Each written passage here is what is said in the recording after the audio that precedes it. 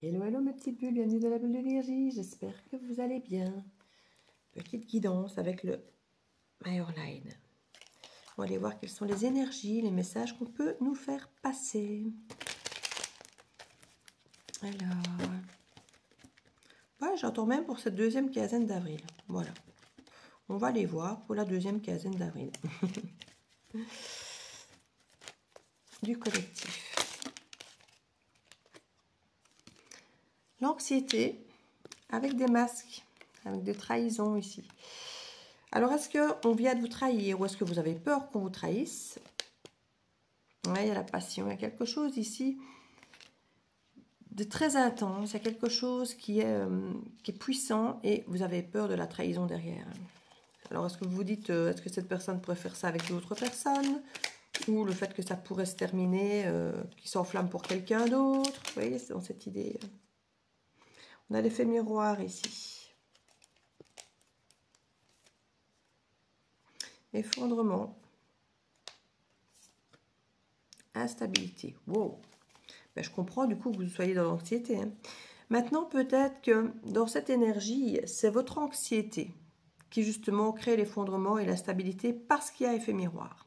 Si la personne, soit vous êtes inquiète et que elle n'a peut-être rien à se reprocher, mais que vous êtes inquiet parce que vous avez des peurs, peur du passé, peur que ça se reproduise, mais que dans l'absolu, peut-être que la personne est dans sa passion, très bien, mais que de par votre anxiété, ben, vous allez finalement l'autre anxieux aussi, et finalement effondrement et instabilité. C'est possible pour certains d'entre vous. Pour d'autres, vous avez peut-être raison d'être anxieux parce qu'effectivement, il y a une forme de trahison derrière cette passion. Peut-être, comme je dis, on est face à quelqu'un peut-être qui se passionne facilement à tout va avec plusieurs personnes. Et du coup, ben, il y a cet effet miroir peut-être qui vous ramène dans cette anxiété où vous dites, ouh là là, je sens bien que... Alors, l'effet miroir ici, hein, c'est parce que ça vient appuyer sur vos blessures, sur votre manque de confiance en vous, sur votre...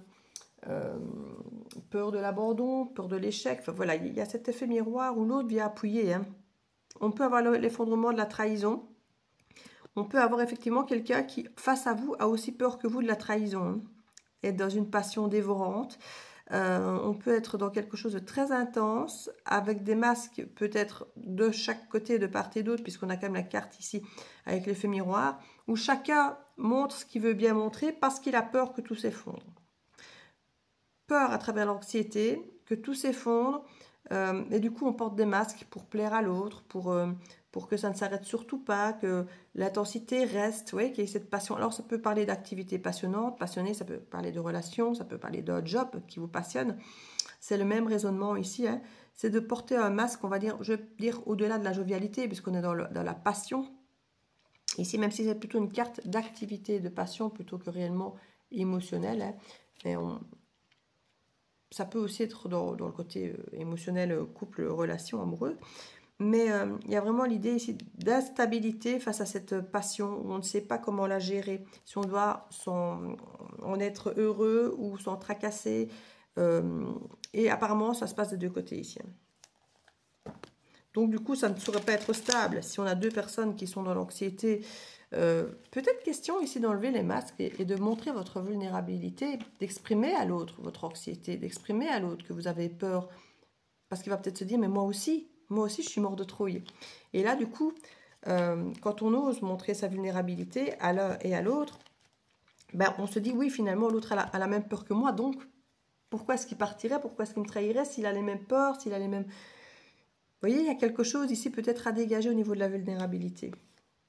On parle de famille, de couple. C'est les deux cartes qui sont... C'est un petit paquet qui est tombé, le reste n'était pas retourné. Alors, lorsque vous avez chacun un couple et une famille de votre côté et que vous le cachez l'un à l'autre, ou vous le savez, mais qu'il y a quelque chose, que c'est une passion, mais entre énergie tierce, j'ai envie de dire. Parce que vous avez chacun... Parce que s'il y a une histoire de couple et de famille, soit c'est tous les deux ce que vous voulez, et que vous avez peur que l'autre s'en aille, que l'autre vous trahisse, soit vous avez tous les deux une famille et un couple. Et vous êtes tous les deux déjà dans la trahison. Voilà. Parce qu'on a quand même l'anxiété de la trahison avec la passion. Donc, ça peut être deux options. Vous prendrez celle qui résonne le plus avec vous en fonction déjà de votre situation personnelle, puisqu'on vous dit que ça fait miroir. Donc, si vous êtes seul, mais que vous voulez que quelqu'un soit en couple, ben, c'est que l'autre veut la même chose ici. Hein. Parce qu'on a quand même la trahison qui est clairement là. Et parfois, on angoisse de trahir parce qu'on sait qu'on doit jouer un jeu, parce qu'on sait qu'on doit mentir. Vous voyez, à tout ce côté, on sait qu'on doit cacher. Donc, ça peut aussi bien avoir peur que l'autre trahisse que quand on trahit soi-même, qu'on sait qu'on risque d'être passé, quoi, quelque part, hein, quand je joue à double jeu. Donc, parlez pour ce qui résonne en fonction de vous. Ici, on nous parle de rencontres renversées. On a les remords et les regrets renversés. Et on a le partage renversé. J'ai l'impression qu'on a... Alors, j'ai plusieurs choses qui me viennent. C'est pour ça que le fait qu'en plus que ça renversé et les différentes options que je viens déjà de vous donner, ça part en arborescence. Pour certains, on ne veut plus faire de nouvelles rencontres. Parce qu'on ne veut plus rien regretter ici. Mais il y a quand même peut-être un manque de partage. Pour certains, on ne veut plus rien partager avec d'autres. On ne veut rien regretter, on veut rester là, profiter de ce qu'il y a là. En disant tant pis si j'en chie, si j'en crève, c'est vraiment ce que j'entends. Mais je veux rien regretter. Je reste dans cette émotion instable et dans ce truc désagréable, j'ai envie de dire. Parce qu'on ne veut pas faire de nouvelles rencontres, parce qu'on ne veut surtout pas regretter quoi que ce soit. Et on ne veut rien partager avec d'autres. Pour d'autres, il y a peut-être l'idée, effectivement, de ne plus vouloir rencontrer cette personne, puisqu'on est dans l'anxiété et qu'on respecte quelque part d'écouter l'état dans lequel on est et de dire non, moi je suis dans l'anxiété, c'est parce que je veux être serein.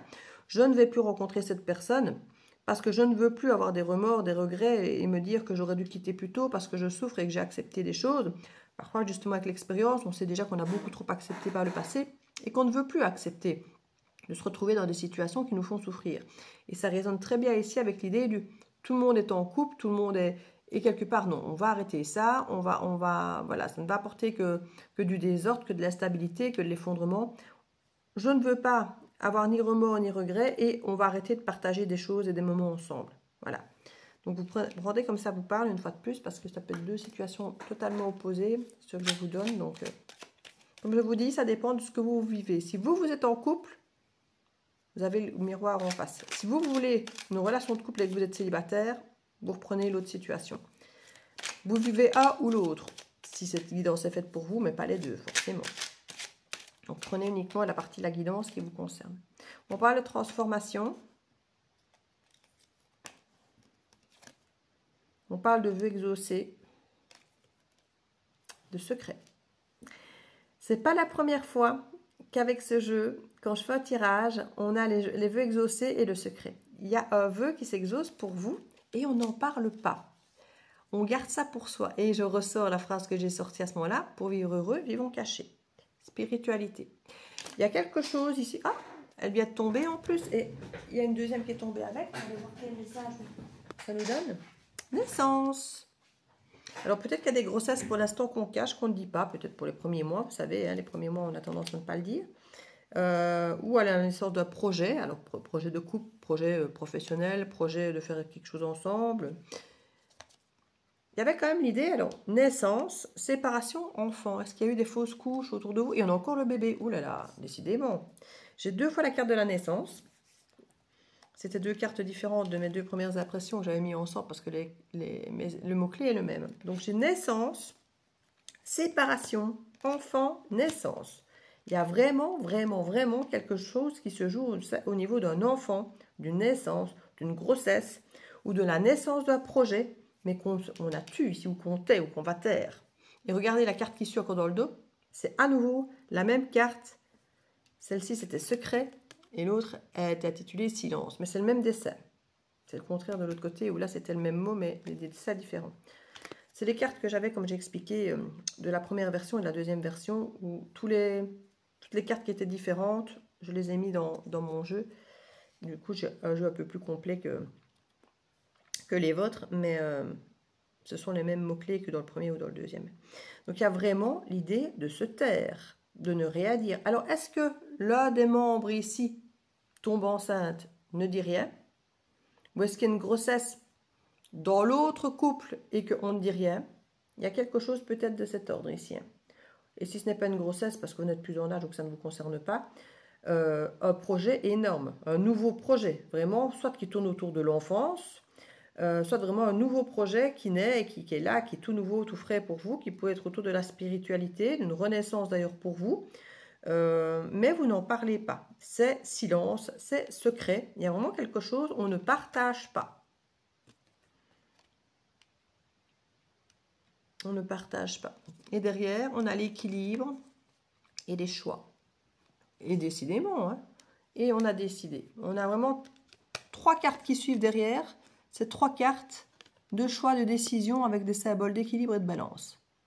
C'est quand même assez fort, hein, c'est quand même assez puissant. Donc non seulement on insiste sur le côté bébé, enfant, naissance, on insiste sur le silence et on insiste sur les choix et l'équilibre. Sur le fait de décider, de l'équilibre, de choisir ce qui est le mieux. Et on a la clé derrière. Et la clé, c'est quoi? C'est le temps. Et le temps, ici, on nous parle du passé. Donc n'hésitez pas, c'est votre résilience sur le passé qui va faire toute la différence. On nous parle de liens toxiques, vous savez les reconnaître maintenant. Vous avez travaillé dessus, et puis on a votre âme qui est là avec l'amour. Oh, c'est beau. Et vous rayonnez. Oh, j'adore. Donc, il y a vraiment l'idée que le temps, par rapport au passé, que vous avez compris, que vous avez intégré, à mon avis, d'où l'enfant, ici l'apprentissage de l'enfant, vous permet maintenant, aujourd'hui, votre âme, l'amour, rayonner. Si ça, c'est pas magnifique, c'est quand même vachement plus sympa que ce qu'on avait au début du jeu. Hein. Et là, on a colère, avertissement. On comprend maintenant que quand il y a de la colère, c'est un avertissement. Et on a l'énergie masculine qui est là avec la boussole. Un magicien, oui, probablement aussi.